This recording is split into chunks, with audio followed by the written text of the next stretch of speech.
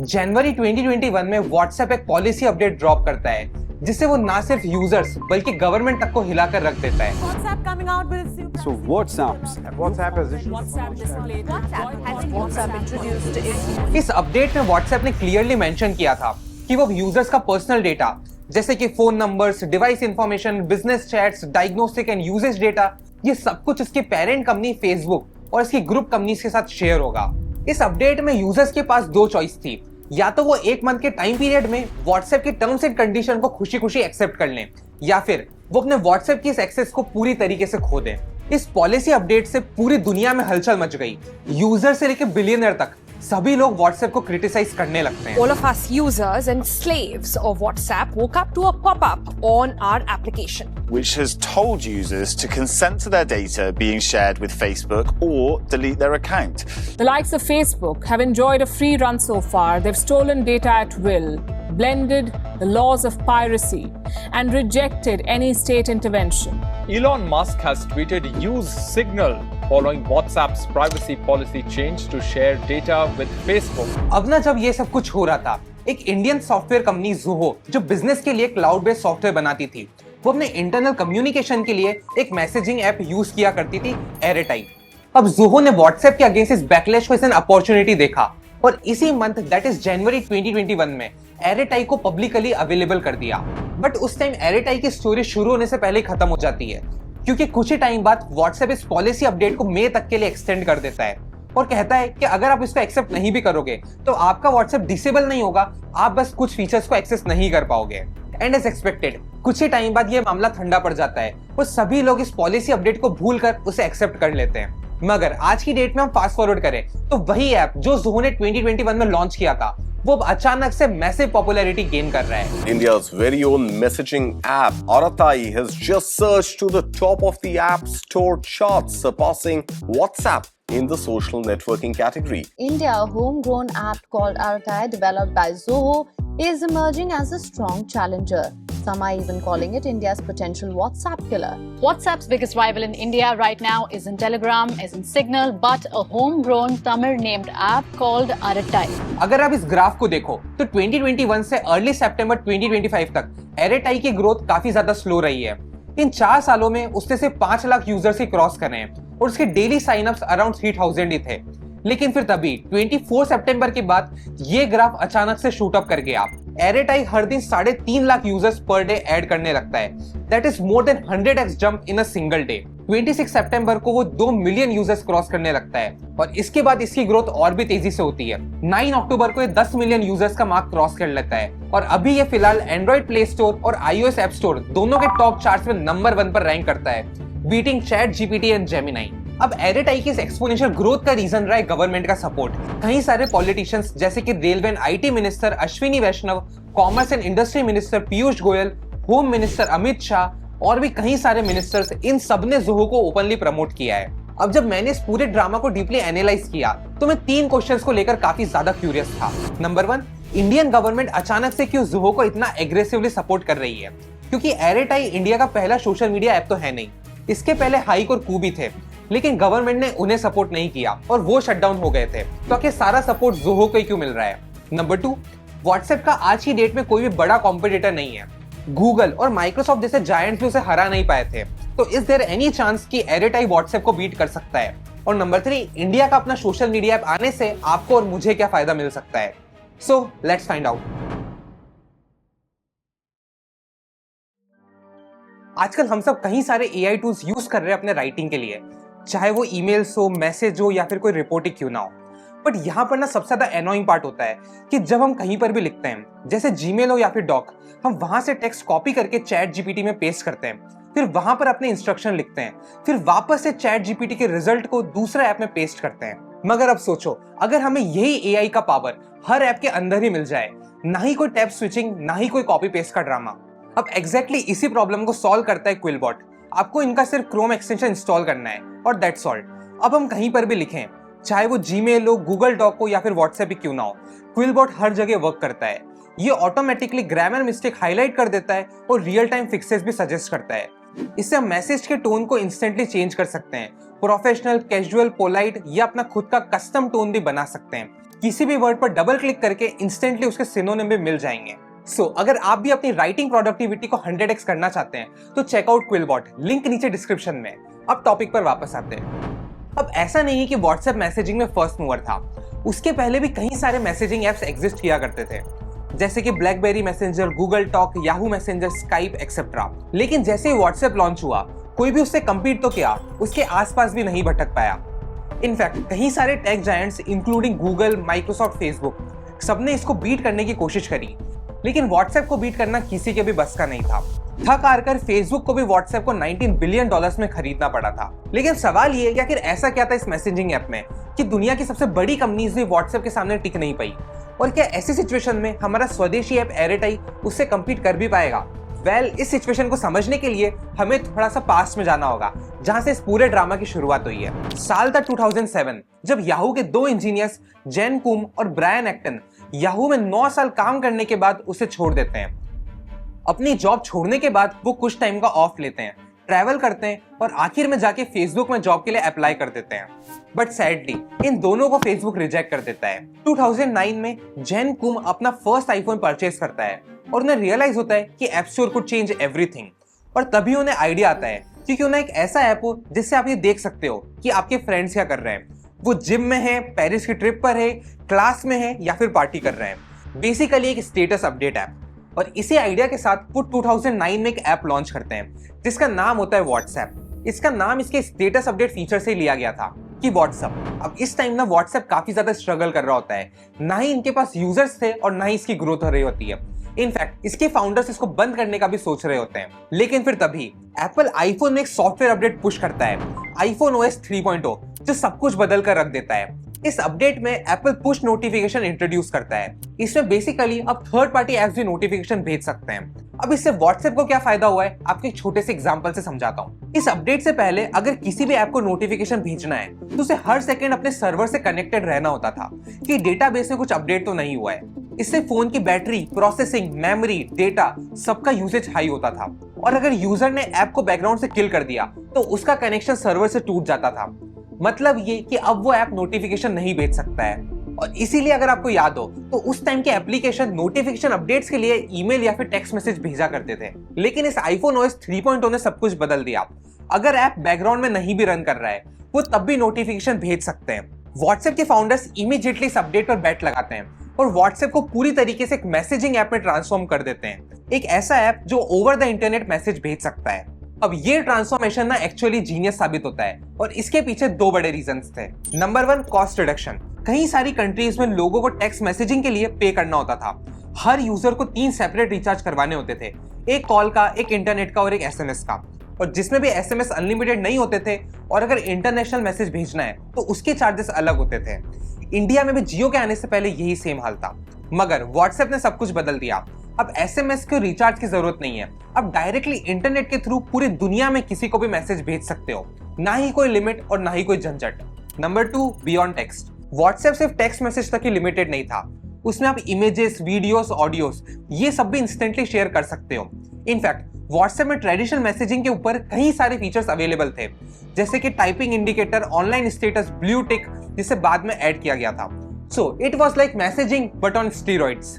और फिर क्या था, जैसे ही व्हाट्सएप ने मैसेजिंग पर पिवट किया, वो मानो आग की तरह लोगों के बीच फैल रहा था। 2010 में व्हाट्सएप 2.5 लाख एक्टिव यूजर्स का मार्क क्रॉस कर लेता है।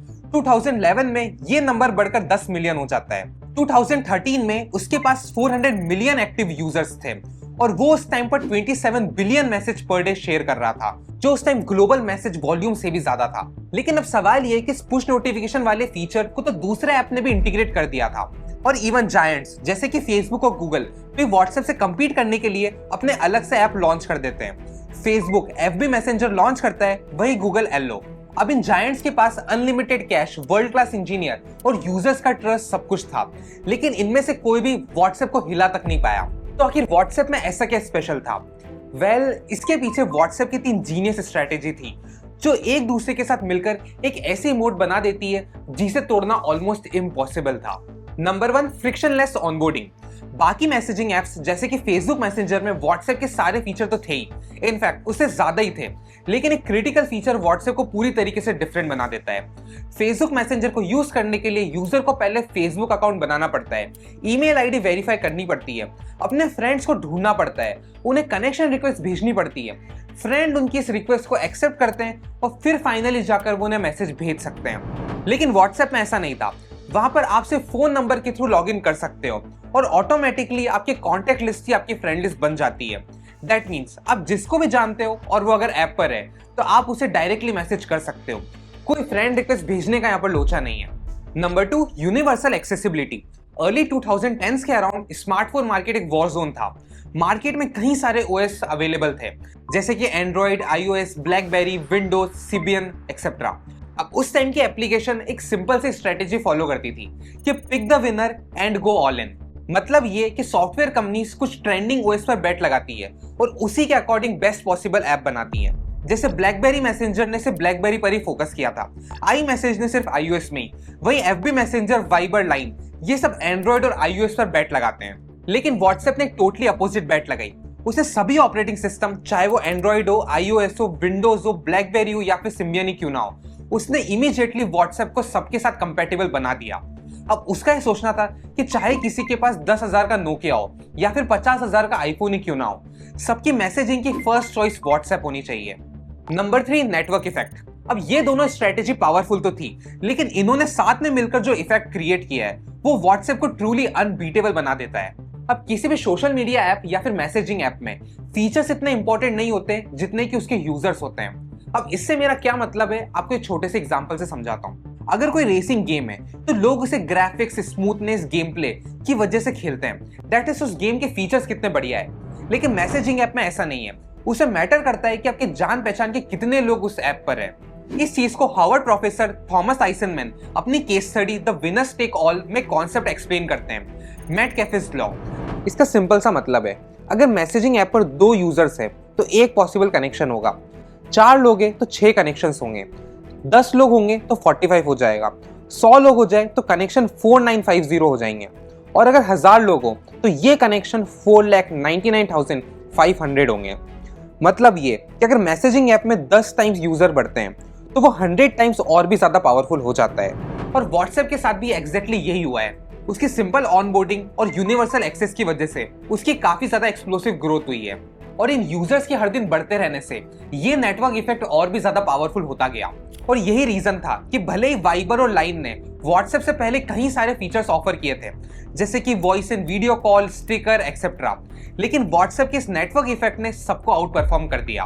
और फिर फाइनली फेसबुक को रियलाइज होता है कि व्हाट्सएप को हराने का एक ही तरीका है कि उसे एक्वायर कर लो, और इसीलिए 2014 में फेसबुक व्हाट्सएप को $19 बिलियन में एक्वायर कर लेता है, जो उस टाइम की सबसे बड़ी एक्विजिशन थी। अब व्हाट्सएप को एक्वायर करके फेसबुक ने कंपटीशन को तो किल कर दिया था और अपने एम्पायर को सेव कर लिया था, लेकिन अब भी एक बहुत ही बड़ी क्रिटिकल दिक्कत थी।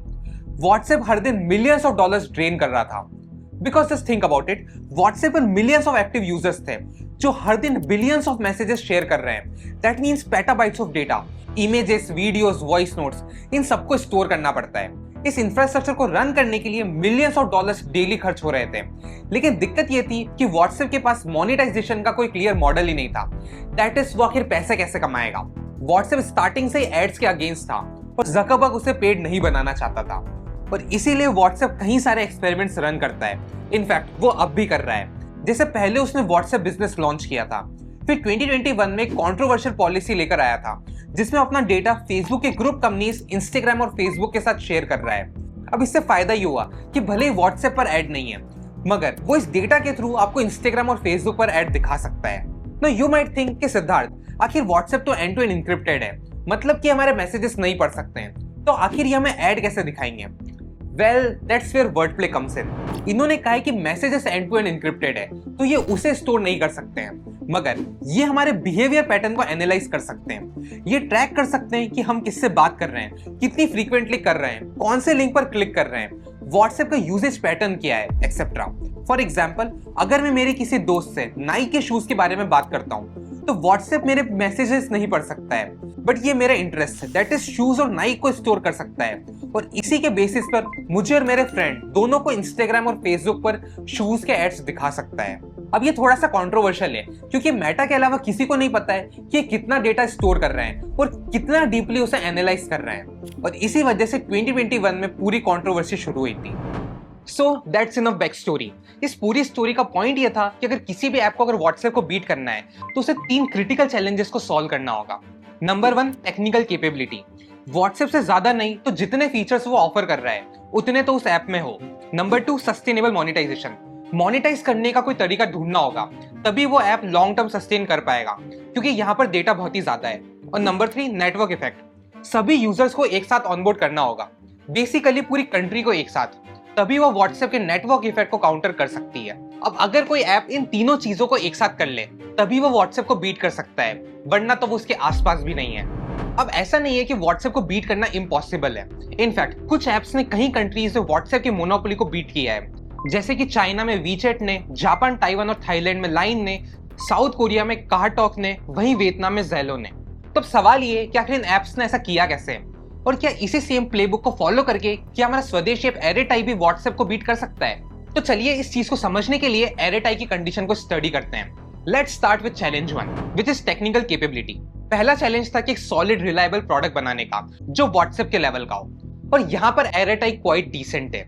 उसमें ऑलमोस्ट सभी बेसिक फीचर्स है जो एक मॉडर्न मैसेजिंग ऐप में होने चाहिए, जैसे कि text messaging smooth and fast है, वॉइस कॉल्स में क्लियर ऑडियो क्वालिटी है, वीडियो कॉल्स में स्टेबल कनेक्शन है, ग्रुप चैट्स में अप टू 1000 मेंबर्स ऐड कर सकते हैं, मीडिया शेयरिंग में फोटोज, वीडियोस, डॉक्यूमेंट्स सब कुछ सपोर्टेड है, और स्टेटस अपडेट्स भी सिमिलर टू व्हाट्सएप यहाँ पर अवेलेबल है।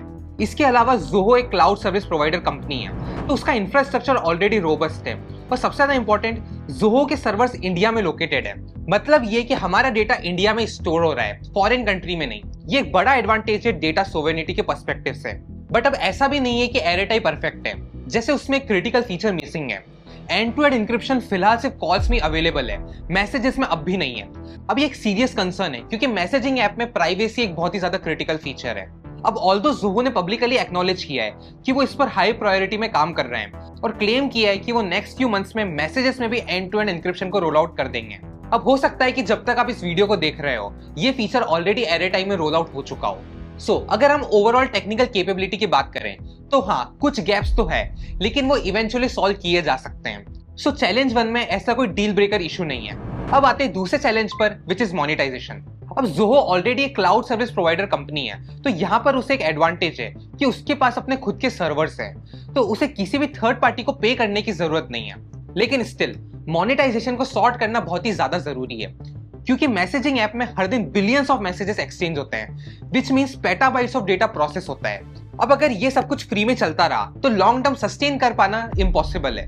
अब मैसेजिंग ऐप में मोनेटाइजेशन को सॉर्ट करना स्टार्टिंग से एक ट्रिकी चैलेंज रहा है, क्योंकि अगर एड इंट्रोड्यूस किए या फिर उसे पेड बना दिया तो लोग व्हाट्सएप से कभी शिफ्ट नहीं करेंगे, क्योंकि व्हाट्सएप फ्री टू यूज है और वहां पर एड भी नहीं है। इनफैक्ट ज़ोहो के सीईओ ने खुद पब्लिकली कहा है कि एरेटाई कभी यूजर्स को एड नहीं दिखाएगा, तो एड दिखाना या फिर पेड बनाना कोई ऑप्शन ही नहीं है। इसके अलावा एरेटाई के पास व्हाट्सएप की तरह कोई क्रॉस प्लेटफॉर्म एडवर्टाइजमेंट का ऑप्शन नहीं है कि वो एक ऐप के डेटा के थ्रू दूसरे सोशल मीडिया प्लेटफॉर्म पर एड दिखा पाए। सो मोनेटाइजेशन एक क्रिटिकल प्रॉब्लम तो है। इनफैक्ट हिस्ट्री भी यही दिखाती है, जब हाइक और कू दोनों के फंडिंग का पैसा खत्म हो गया था तब वो सस्टेन नहीं कर पाए थे और उन्हें फाइनली शटडाउन होना पड़ा था। अब ज़ोहो के लिए सिचुएशन और भी ज्यादा बुरी है, क्योंकि ज़ोहो एक बूटस्ट्रैप कंपनी है, मतलब उससे अपने पॉकेट से इंफ्रास्ट्रक्चर कॉस्ट उठाने पड़ रहे हैं, कोई इन्वेस्टर बैकिंग यहाँ पर नहीं है। तो क्या ऐसे में ज़ोहो इस मोनेटाइजेशन की प्रॉब्लम को सॉल्व कर पाएगा? ये क्रिटिकल क्वेश्चन है। बट यहाँ पर ना एक इंटरेस्टिंग पॉसिबिलिटी है। ये चीज ना तब चेंज हो सकती है जब गवर्नमेंट एरेटाई को फाइनेंशियली बैक करे। मतलब ये कि मोनेटाइजेशन का सारा प्रेशर गवर्नमेंट हैंडल करे। सी, आज की डेट में व्हाट्सएप का इंडिया सबसे बड़ा मार्केट है, लेकिन हमारा सारा डेटा फॉरेन सर्वर पर स्टोर हो रहा है। कल को कोई जियोपॉलिटिकल टेंशन बढ़े या कोई इंटरनेशनल डिस्प्यूट हो तो एक फॉरेन कंपनी हमारा क्रिटिकल कम्युनिकेशन इंफ्रास्ट्रक्चर को कंट्रोल कर रही है, और ये काफी ज्यादा सीरियस कंसर्न है, और इसीलिए इंडिया को अपना खुद का सोशल मीडिया ऐप की काफी ज्यादा जरूरत है। अब अगर ऐसे में गवर्नमेंट एरेटाई को फाइनेंशियली बैक करे तो उसे मोनेटाइजेशन का प्रेशर नहीं रहेगा, क्योंकि गवर्नमेंट के लिए यहाँ पर पैसा कमाना इतना ज्यादा इंपॉर्टेंट नहीं है जितना कि नेशनल सिक्योरिटी है। ये बिल्कुल वैसा ही है जैसा यूपीआई के साथ भी हुआ था। गवर्नमेंट ने यूपीआई को फ्री टू यूज रखा था, जिसके अंदर गवर्नमेंट सारा इंफ्रास्ट्रक्चर कॉस्ट को हैंडल कर रही है, क्योंकि वहां पर बिग पिक्चर उससे डिजिटल ट्रांजैक्शंस बढ़ाना, ब्लैक मनी कम करना, टैक्स कलेक्शन इंप्रूव करना और इकोनॉमिक ग्रो करवाना था, ना कि उसे पेड बनाकर यूजर से पैसे कमाना था। सो अगर यही अप्रोच एयरटेल के साथ भी हो तो चीजें बदल सकती है। बट लेट्स बी रियल, क्योंकि अब तक ऐसा कुछ हुआ नहीं है। गवर्नमेंट ऑफिशियल सिर्फ एयरटेल को प्रमोट कर रहे हैं, फाइनेंशियल बैकिंग जैसा अब तक कुछ नहीं है। बट स्टिल अब सवाल ये कि आखिर सारा सपोर्ट ज़ोहो को ही क्यों मिल रहा है? हाइक और कू भी तो इंडियन ऐप ही थे, मगर उन्हें ऐसा कोई सपोर्ट तक भी नहीं मिला। वेल, उसका रीजन ये कि हाइक और कू दोनों इंडियन ऐप तो थे, लेकिन उनके पास कहीं सारी फॉरेन इन्वेस्टमेंट थी, इंक्लूडिंग चाइना से भी। इसके अलावा उनका डेटा इंडिया में स्टोर ही नहीं था, वो आउटसाइड इंडिया ही स्टोर हो रहा था। तो भले ही वो दोनों कहने को तो इंडियन ऐप थे, मगर सारा कंट्रोल आउटसाइड इंडिया ही था। लेकिन ज़ोहो के केस में ऐसा नहीं है। वो एक बूटस्ट्रैप कंपनी है, तो उसका कोई इन्वेस्टर ही नहीं है। पूरा कंट्रोल उसके फाउंडर के पास ही है। वो सारा डेटा इंडिया के सर्वर में ही स्टोर हो रहा है। सो अगर हम चैलेंज 2 को समराइज करें तो मोनेटाइजेशन अब भी अनसॉल्व्ड ही है। हाँ, ज़ोहो को गवर्नमेंट ऑफिशियल ने सपोर्ट जरूर किया है, लेकिन फाइनेंशियल बैकिंग जैसा कुछ नहीं है। वो फिलहाल हमारी सिर्फ एक थ्योरी है। तो चलिए अब हम बात करते हैं फाइनल चैलेंज की, विच इज नेटवर्क इफेक्ट। अब ना ये सबसे बड़ा चैलेंज है, क्योंकि इसके अंदर आपको बेसिकली पूरी कंट्री को एक साथ ऑनबोर्ड करना है, तभी आप व्हाट्सएप के नेटवर्क इफेक्ट को बीट कर सकते हो। और ये इतना ज्यादा मुश्किल है कि इसके अंदर गूगल और फेसबुक भी फेल हो चुके हैं। तो सवाल ये कि क्या एयरटेल व्हाट्सएप के नेटवर्क इफेक्ट को तोड़ सकता है? क्या ये पॉसिबल भी है? वेल, इस क्वेश्चन के आंसर को समझने के लिए चलिए देखते हैं उन एप्स को जिन्होंने व्हाट्सएप को एक्चुअली में बीट किया है। Number 1, WeChat in China. China में मैसेजिंग मार्केट में वीचैट कंप्लीटली डोमिनेट कर रहा है, और उसका रीजन रहा है गवर्नमेंट रेगुलेशन। 2009 में चाइनीज गवर्नमेंट एक मैसिव इंटरनेट सेंसरशिप प्रोग्राम शुरू किया था, जिसे ग्रेट फायरवॉल ऑफ चाइना भी कहते हैं। इसके अंदर उन्होंने कई सारे फॉरेन सोशल मीडिया एप्स पर बैन लगा दिया था, including WhatsApp, Facebook, Instagram, YouTube, Twitter etcetera. और इसी बैन की वजह से वीचैट, जो गवर्नमेंट अप्रूव था, वो वहां का डिफॉल्ट मैसेजिंग ऐप बन पाया था। सो गवर्नमेंट रेगुलेशन ने यहाँ पर कंपटीशन खत्म कर दिया था। Number 2, line in Japan. 2011 के अराउंड जापान में मैसिव अर्थक्वेक आया था, जिसमें हजारों लोग मर जाते हैं और ट्रेडिशनल फोन नेटवर्क कहीं एरिया में कोलैप्स हो जाते हैं, मगर वहां पर इंटरनेट चल रहा होता है। अब इसी सिचुएशन में लाइन अपने आप को एक डिजास्टर कम्युनिकेशन टूल में पोजीशन कर देता है, जिसका आइडिया सिंपल सा था कि अगर सेल टावर बंद भी हो जाएं, लेकिन अगर इंटरनेट चल रहा हो तो लोग लाइन के थ्रू कम्युनिकेट कर सकते हैं। इस अप्रोच ने लाइन को जापान में लोगों के बीच तुरंत पॉपुलर बना दिया, और जब सभी लोग ऐप पर आए तो नेटवर्क इफेक्ट लॉक इन हो गया। Number 3, Kako talk in south Korea. South Korea में काको टॉक कंप्लीटली डोमिनेट कर रहा है। उसका मार्केट शेयर अराउंड 97% है। सो व्हाट्सएप इसके आसपास भी नहीं है। अब इसके पीछे काको की 2 जीनियस स्ट्रेटेजी थी। Number 1, pre installation. KakaoTalk ने सभी major Korean phone manufacturing companies जैसे सैमसंग, LG एक्सेट्रा इन सबके साथ टाई अप कर लिया था, जिसे 2010 के अराउंड काको टॉक इन सभी डिवाइसेस में प्री इंस्टॉल्ड आता था। इनफैक्ट आज भी कई सारे डिवाइसेस में जब आप फोन सेटअप करते हो तो ये कंपनीज काको टॉक को इंस्टॉल करने का पॉपअप शो करती है। Number 2, deep integration. KakaoTalk ने कई सारी कोरियन सर्विस के साथ टाइट इंटीग्रेशन कर लिया था, जैसे कि banks, government service, local business etcetera. अब इससे फायदा ये हुआ कि प्री इंस्टॉल होने से सभी यूजर्स तक ये इजीली पहुंच पाया, और कोरियन सर्विस इंटीग्रेट करने से यूजर्स उसको फ्रीक्वेंटली यूज करने लगते हैं, जिससे नेटवर्क इफेक्ट लॉक इन हो पाया। Number 4, ज़ेलो in Vietnam. ज़ेलो ने खुद को एक वियतनामीज मैसेजिंग ऐप पोजीशन किया है। Complete Vietnamese language support, local connectivity features और integration with Vietnamese government service और बैंक्स, जिससे लोगों को व्हाट्सएप फॉरेन फील हुआ और ज़ेलो नेटिव। और इसी वजह से आज 87% वियतनामीज यूजर्स ज़ेलो यूज कर रहे हैं। सो यहाँ पर लेसन ये है कि local language plus native identity. So अगर हम इन सभी एग्जांपल से पैटर्न को ऑब्जर्व करें तो व्हाट्सएप को बीट करने के लिए 3 चीजें चाहिए। नंबर 1, गवर्नमेंट सपोर्ट, या तो रेगुलेशंस जैसे चाइना में थी या फिर प्रमोशन जैसे कोरिया में। Number 2, local identity, right timing, language, culture सब कुछ मैच होना चाहिए। नंबर 3, सुपर ऐप अप्रोच, सिर्फ मैसेजिंग ही नहीं बल्कि पूरे डिजिटल लाइफ का सेंटर बनना पड़ेगा। सो अगर हम इसे ज़ोहो की सिचुएशन से कंपेयर करें तो ज़ोहो के पास गवर्नमेंट सपोर्ट तो है, लेकिन सिर्फ प्रमोशन के केस में रेगुलेशन जैसा फिलहाल कुछ नहीं है। बट अब जैसे 2020 में गवर्नमेंट ने चाइनीज ऐप को बैन किया था, अगर वैसा ही कुछ सिनेरियो फ्यूचर में होता है तो ये गेम पूरी तरीके से बदल सकता है। लोकल आइडेंटिटी की बात करें तो ज़ोहो इंडिया के अकॉर्डिंग डिजाइन किया गया है, उसमें इंडियन लैंग्वेजेस सपोर्टेड है, मेड इन इंडिया का टैग है और डेटा भी यहाँ पर स्टोर हो रहा है। अब आते हैं सुपर ऐप अप्रोच पर। Zoho slowly super app approach follow कर रहा है, जैसे अभी रिसेंटली उसने ज़ोहो पे अनाउंस किया है पेटीएम और फोन पे से कम्पीट करने के लिए। अब ज़ोहो ने अनाउंस किया है कि वो इसे एयरटेल के साथ भी इंटीग्रेट कर रहा है। इसके अलावा अगर फ्यूचर में गवर्नमेंट एप्स और सर्विसेज जैसे कि डिजी लॉकर, डीजी यात्रा से कनेक्ट कर दिया जाए, या फिर अगर ये गवर्नमेंट अनाउंसमेंट के लिए ऑफिशियल प्लेटफॉर्म बन जाए, पॉलिसी अपडेट यहीं से रिलीज हो, तो IRATI के लिए चीजें बदल सकती है, क्योंकि यूजर्स इन यूटिलिटी के लिए इस ऐप को यूज करने लगेंगे, जिससे नेटवर्क इफेक्ट लॉक इन हो सकता है। सो अगर हम ओवरऑल कंक्लूजन की बात करें तो यस, फिलहाल हम व्हाट्सएप को बीट करने के काफी ज्यादा दूर है, मगर अच्छी बात ये कि जो हार नहीं मान रहा है और वो कंटिन्यूसली ट्राई करते जा रहा है, and I think that's what matters the most.